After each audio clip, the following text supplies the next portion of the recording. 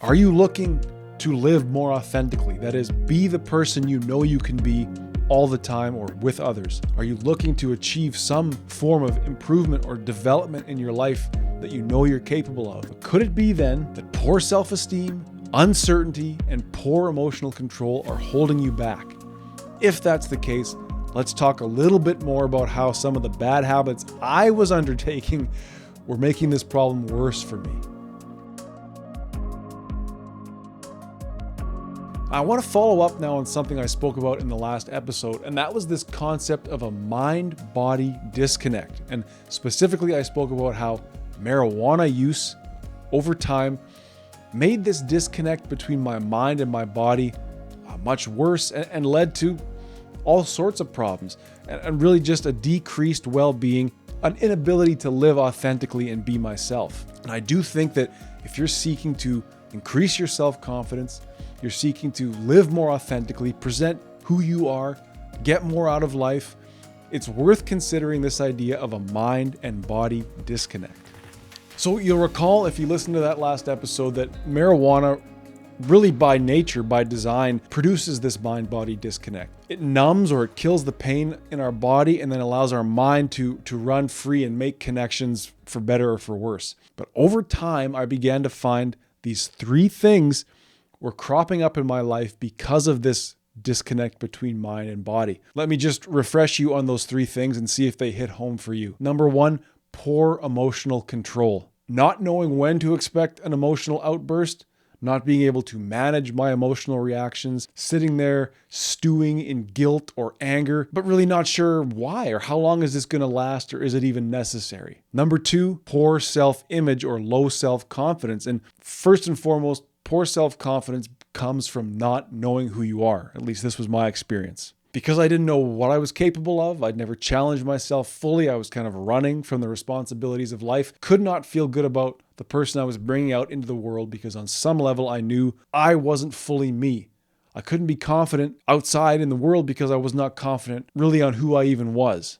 And finally, that mind-body disconnect began to show itself in an unfocusedness or an unclearness towards how I should go forward in life. And I do think that because of this habit of using marijuana, of sort of numbing the pain in my body and then thinking all these crazy thoughts, some of which never materialized into anything, most of them in fact, I was blunting my intuition. I wasn't listening clearly to my thoughts and to my gut. You know what? A lot of this stuff is going to sound like mumbo jumbo to you. That's quite fine. The point I would really like to drive home here is that our body and our mind are gifted truly with the ability to know on some level at least how we should start and how we should live. And it's in that living, it's in that starting that the path begins to make itself known. But when we are medicating ourselves with marijuana or alcohol or too much of any of these destructive habits, taking ourselves away from the longer term path, taking ourselves away from the day-to-day that we can accomplish, that unclarity, that lack of sureness, of certainty begins to develop because we're not even starting, we're not even beginning. So on top of using marijuana all the time for many years, I also used pornography all the time for many years. In fact, for longer. Sometimes it's a real wonder that I didn't completely collapse and that I've made anything of my life, because marijuana and pornography are very strong drugs that can take a lot of us under, and they can take a lot of us, or they took me anyway, a long time to fully get over. But what I now realize by being basically over my pornography addiction, I don't view hardcore pornography really anymore, and I try not to gratify myself to images I see on a screen.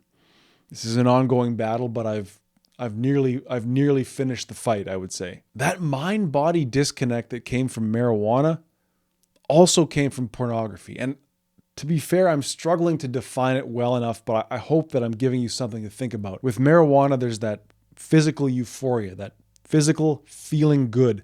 And then there's that stimulation of the mind to just think.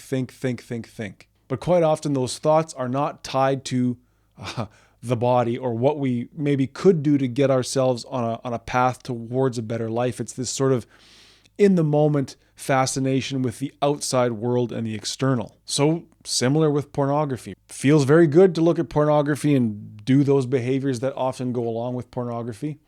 And in our mind, we've now become, in a sense, tricked or hijacked into believing that we've had this sexual experience without putting in any of the effort of having a real relationship. Now, of course, pornography and marijuana, among many other things that we do to feel good, they require or they release that dopamine in the brain that has us thinking, oh, that felt good, I'd like to do it again. And this is how addiction begins. The problem then becomes we can easily get that dopamine from porn and weed, and it's harder then to derive dopamine from longer-term, goal-oriented, focused work, right? So you can see now how porn addiction and marijuana addiction can, not always, but can take us off the path towards a better life because we can feel good right now rather than delaying that gratification, putting in that focused work to a better outcome down the road.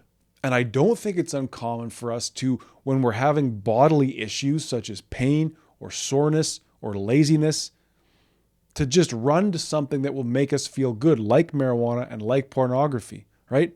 Tired, stiff, sore, jump on the old Pornhub, smoke a joint, and you'll be feeling pretty good, but down the road or a few hours later, is that the outcome you want? And the same can be said for mental issues. Bored? Smoke a joint, look at porn. Frustrated? Smoke a joint and look at porn. Lonely? You get the picture. Angry? You get the picture. So I would invite you to think about this for yourself. It may not be marijuana and pornography.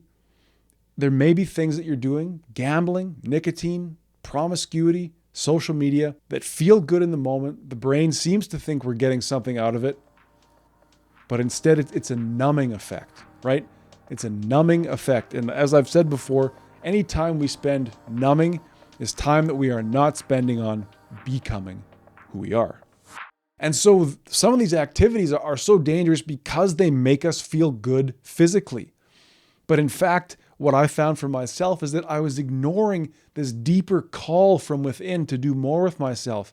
You can understand why a person maybe wouldn't pursue the hard things in life when they can just sit there and do next to nothing and feel very, very good.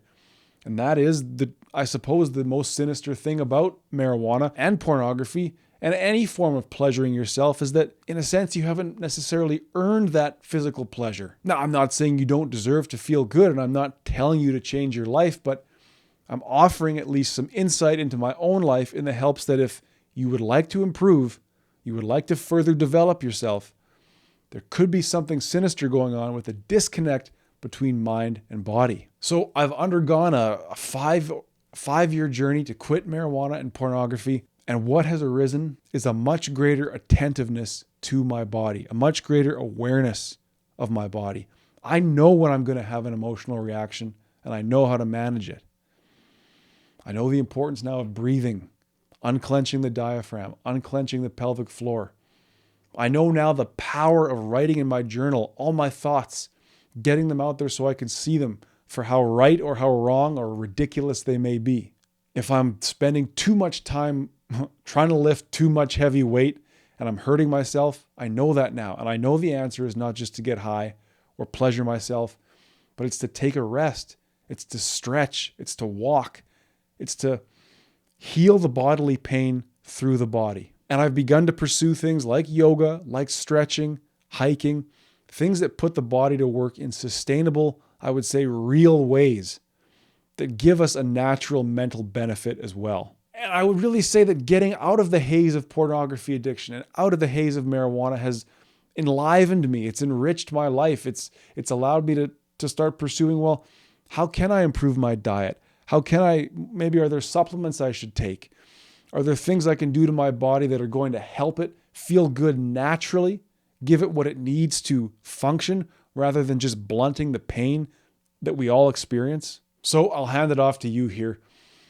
Are there things that you're doing perhaps to feel good in the moment that are straying you from the path? And could these things be messing a little bit with your mental health in a way that prevents you from having emotional control? Now, I can't just offer you a one-size-fits-all solution, but as you know, awareness really is the first step. So ask yourself, are there things that I'm doing to feel good now that are quite frankly making me feel bad later? And be aware that if that is the case, there's a journey now that you can go on to listen to your body and ask it what it wants. And it might be painful to spend that sober time or to resist those activities. But I can tell you the pleasure and the well-being that you stand to gain is much greater than that pleasure. And again, if we're talking about heroin, okay, maybe not. But again, we got to think about perhaps long-term outcomes. Living a life of self-medication for me, living a life of blunting my pain, living a life of avoiding solutions, of avoiding long-term goals. That's a deep, deep pain that grows because, as I said, there's an intuition within us that says if we could just start putting our best foot forward, the path will become clear. And there's a lot of fear that goes into that. But if you put a faith in yourself over that fear of what to do, those outcomes, that better life begin to open up to you. I wholeheartedly believe that. So take this home, roll it around. Let me know if it works for you. Give us a thumbs up on the YouTube if you're enjoying this content. Get in touch with me on Facebook and say it with me one more time. Better is possible.